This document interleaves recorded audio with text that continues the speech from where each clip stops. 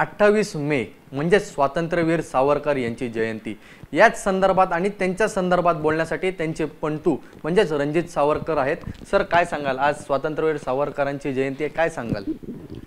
स्वातंत्र्यवीर सावरकरांची आज 142वी जयंती आहे आणि मला वाटतं की ह्या जयंतीला मला एक विशेष आनंदाची गोष्ट आहे की याच्या आधीच ऑपरेशन सिंदूर जे सावरकरांच्या तत्वानुसार सरकार चालणार आलं आणि त्यांनी जशास तसं हे सावरकरांचं धोरण होतं त्या धोरणाने जो पाकिस्तानला धडा शिकवला त्या पार्श्वभूमीवर आता आहे लगेच हे झालेलं आहे। त्याच्यामुळे मला निश्चितच आनंद आहे की सावरकरांची धोरणं आता अंमलात यायला लागलेली आहेत। सर आपण पाहिलं असेल तर स्वातंत्र्यवीर सावरकर हे बॅरिस्टर होतेच, पण त्यांना ती पदवी कधी मिळाली नाही। काल मुख्यमंत्री एका कार्यक्रमामध्ये बोलले की त्यांची पदवी कशी इंग्लंडमधून भारतात आणता येईल, तर याकडे आपण कसं बघता? हे बघा, याच्यामध्ये सावरकर ग्रेज इन ही त्यांच्याकडे 4 अशा इन्स होत्या। इन्स म्हणजे त्यांच्या बॅरिस्टर्सच्या बॉडीज। तर ते ग्रेज इनला सावरकरांनी प्रवेश घेतला होता। त्यांच्या सगळ्या परीक्षा सावरकर पास झाले होते आणि म्हणजे ब्रिटिश अधिकारी जे तिकडचे इंडिया हाऊसचे जे म्हणजे भारत मंत्री जिथे भारताचा जो इन्चार्ज मंत्री बसायचा तिथल्या अधिकाऱ्यांनी ग्रेज इनकडे अधिकृत सावरकर तक्रारी केल्या होत्या, कारण सावरकरांच्या भावाला म्हणजे मोठे भाऊ बाबाराव सावरकर यांना जन्मठेपेची शिक्षा झाली होती आणि त्यांनी केले की सावरकर हे देशद्रोही आहेत, त्यांना हे देऊ नका।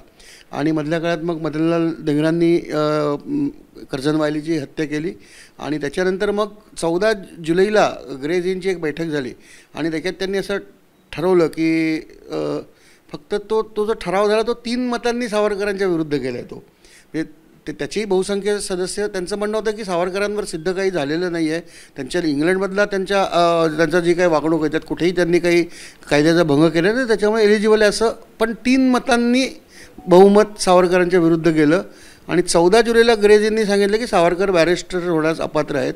हा निर्णय त्यांनी घेतला।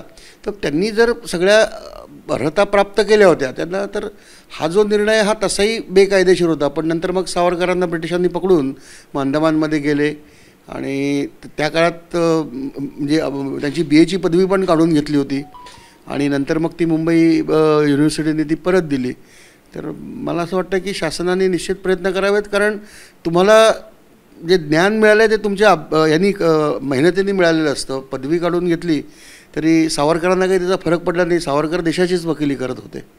पण आता पत्रव्यवहार चालू करा असं देखील मुख्यमंत्री देवेंद्र फडणवीस यांनी आशिष शेलारांना सांगितलंय, त्यामुळे ही प्रक्रिया आता लवकरच होईल। पण या संपूर्ण गोष्टी चालू असताना कुठेतरी भारतरत्न हे स्वातंत्र्यवीर सावरकरांना दिलं गेलं पाहिजे अशी देखील भावना ही भारतातल्या प्रत्येक नागरिकांमधून आहे, याकडे कसं बघता?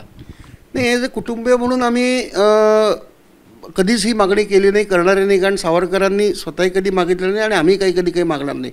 स्वातंत्र्य सावरकरांनी देशाकरता सगळंच आपलं अर्पण केलं होतं। तर मला असं वाटतं की माझं व्यक्तिगत मत आहे की स्वातंत्र्यवीर ही पदवी त्यांना जी जनतेने दिली आहे ती मी जास्त महत्त्वाची मानतो आणि जर सरकारला काही करायचंच असेल तर सरकारने स्वातंत्र्यवीर ही पदवी अधिकृत करावी। मी त्यांना अधिकृतपणे असं एक त्यांना हे करावं की आता स्वातंत्र्यवीर सावरकर असं सावरकरांनी अधिकृत करावे। दुसरं म्हणजे की सावरकर हे नेहमीच देशासाठी झटत होते, त्याच्यामुळे देशाचं भलं होईल असा जर काही निर्णय सरकारने घेतला, म्हणजे मला असं वाटतं की आत्ताची जी परिस्थिती सगळी आपण बघितली, कारण आता जागतिक स्तरावरच सगळे युद्धाचे ढग आहेत, त्याच्यामुळे स्ट्रॅटेजिक स्टडी संरक्षण सिद्धतेची करण्यासाठी एक केंद्रीय युनिव्हर्सिटी सरकारने निर्माण करावी, नॅशनल डिफेन्स युनिव्हर्सिटी निर्माण करावी आणि त्याला सावरकरांचं नाव द्यावं। आज आपण बघत असू स्वातंत्र्यवीर सावरकर यांची जयंती आहे आणि स्वातंत्र्यवीर सावरकर हे नाव आल्यावरती कुठेतरी राहुल गांधी हे देखील समोर येतात, अनेक वेळा त्यांच्याकडून टीका करण्यात येते। तर आज उद्धव ठाकरे गटाच्या एका पदाधिकाऱ्यांकडून असं थेट सांगण्यात आले राहुल गांधी यांना की यापुढे जर तुम्ही असं उत्तर दिलं तर तुम्हाला काळं फासू आणि काळं फासता नाही आलं तर तुमच्या गाडीवरती आम्ही दगडफेक देखील करू। तर याकडे कसं बघता तुम्ही, कारण की सातत्याने राहुल गांधी यांच्याकडून स्वातंत्र्यवीर सावरकर यांच्यावरती वक्तव्य होत असतात?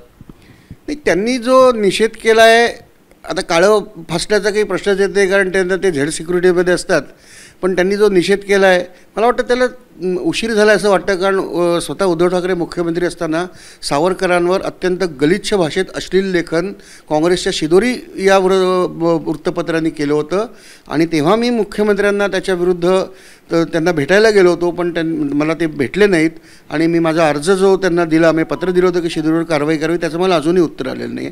त्याच्यामुळे पण आता ठीक आहे की आणि दुसरी गोष्ट शिवसैनिकांचा जर तुम्ही मुद्दा म्हटला, शिवसैनिकांच्या मनात नेहमीच सावरकर होते. म्हणजे त्या काळातही तुम्हाला सांगायचं म्हटलं तर इथले जे खासदार राहुल शेवाळे आणि सदा सरवणकर, जेव्हा आम्ही सावरकर सन्मान यात्रा काढली तेव्हा हे दोघंही याच्यात व्यक्तिगतरित्या सामील झाले होते. म्हणजे उद्धव ठाकरेंच्या शिवसेनेत तेव्हा ते होते, तेव्हाही त्यांनी म्हणजे शिवसैनिक म्हणून त्यांच्या मनात नेहमीच प्रेम होतं आणि ते राहिले. आज जयंती, आपण या संदर्भात तरुण पिढीला काय सांगाल? तरुण पिढीला काय संदेश द्याल की स्वातंत्र्य सावरकर हे प्रत्येक घरोघरात पोहोचण्यासाठी आपण काय म्हणजे हे पाऊल उचलाल? बघा, सावरकर हे बुद्धिनिष्ठ नेते होते आणि त्याच्यामुळे आजच्या तरुणांना त्यांची मतं पटतील. कारण सावरकरांनी कधीच आदेश दिला नाही. सावरकरांनी प्रत्येक परिस्थितीची चिकित्सा केली आणि वैज्ञानिक पद्धतीने रॅशनल बुद्धीने तुम्ही त्याच्यावर काम करा. फक्त त्याचं उद्देश हा देशाचं हित हे असलं पाहिजे. प्रत्येक गोष्टीमध्ये ज्यांनी देशाचं हित आहे त्या गोष्टी अवलंबावा. म्हणजे सावरकरांचं म्हणणं असं होतं की मी सांगतो म्हणून नाही, तुम्हाला पट्ट म्हणून करा. असा नेता मला जगात कुठे दुसरा दिसला नाही की मी सांगतो म्हणून नाही, सगळेच नेते सांगतात मी सांगतो तसंच करा. त्याच्यामुळे तरुणांना सावरकर तसेच भावतील. आणि सावरकरांचं दुसरं मत आहे की माझी मतं जी आहेत ती स्थलकाल सापेक्ष आहेत. म्हणजे आज माझं मत आहे त्याला कारण काय, आजची तारीख आहे, त्याची जागा आहे, आजची परिस्थिती आहे, ही कायम राहणार नाही. उद्या जर स्थळ बदललं, काळ बदलला, परिस्थिती बदलली तर तुम्हाला वेगळे निर्णय घ्यावे लागतील. त्यामुळे माझ्या मतांची पोथीही करू नका. त्याच्यामुळे मला वाटतं सावरकर हे तरुणाईला आवडणारे नेते आहेत.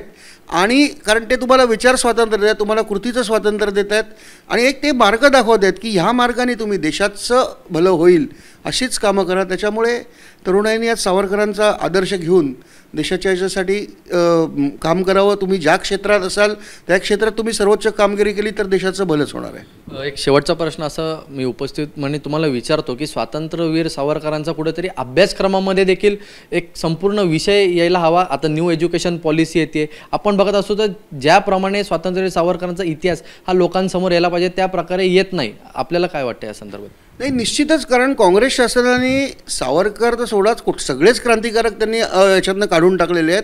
तर मला वाटतं प्राथमिक शिक्षणापासून म्हणजे प्राथमिक शिक्षकात तुमच्या गाव खेड्यातले की आजूबाजूचे क्रांतिकारक त्याची माहिती मुलांना व्हायला पाहिजे. त्याच्यानंतर जर तुम्ही पुढच्या ह्याच्यात गेलेत म्हणजे कॉलेजवर सावरकर शिकवायचे तर सावरकरांनी इथे हे केलं नाही. मग त्यांची क्रांतीची योजना काय होती त्याप्रमाणे आणि आता खूप मोठा रिसर्च यावर झालेला आहे. तर ह्यासाठी काय केलं त्यांनी आणि क्रांतिकारकांचं योगदान काय होतं याच्यावर हे शिकवण्याची गरज आहे. कारण आम्हाला अहिंसकरित्या एक रक्तही न थांबता स्वातंत्र्य मिळालं. लक्षात ठेवा, आजही सांगतात मिळालं, ते मिळवलं नाही असा जो प्रचार होतो आहे त्याच्यामुळे आज त्या स्वातंत्र्याची किंमत राहिलेली नाही आहे. हे स्वातंत्र्य आमच्या पूर्वजांनी रक्त सांडून मिळालं आहे हे जर नव्या पिढीला कळलं तर त्यांनी रक्त सांडून मिळालेले स्वातंत्र्य राखण्याची जबाबदारी आमची आहे हे त्यांच्या लक्षात येईल. भीक जी मिळालेली गोष्ट असते ना, फुकट मिळालेली गोष्ट असते, त्याची किंमत नसते. त्यामुळे खरा इतिहास की आपल्या देशाच्या स्वातंत्र्यासाठी हजारो लाखो म्हणजे 1857 बघितलं लाखो क्रांतिकारकांनी आपलं बलिदान दिलं आहे, लाखो शत्रूंनाही मारलेलं आहे. आणि ते स्वातंत्र्य टिकवण्यासाठी आमचे जवान आजही तिथे सीमेवर रक्त गाळत आहेत. ही परिस्थिती जनतेपुढे विशेषतः तरुणांपुढे येणं खूप आवश्यक आहे. हे होते आपल्याबरोबर स्वातंत्र्यवीर सावरकरांचे पणतू रणजित सावरकर. कॅमेरामन मनोज जयस्वाल सोबत ईशान देशमुख, एबीपी माझा, मुंबई. एबीपी माझा, उघडा डोळे बघा नीट.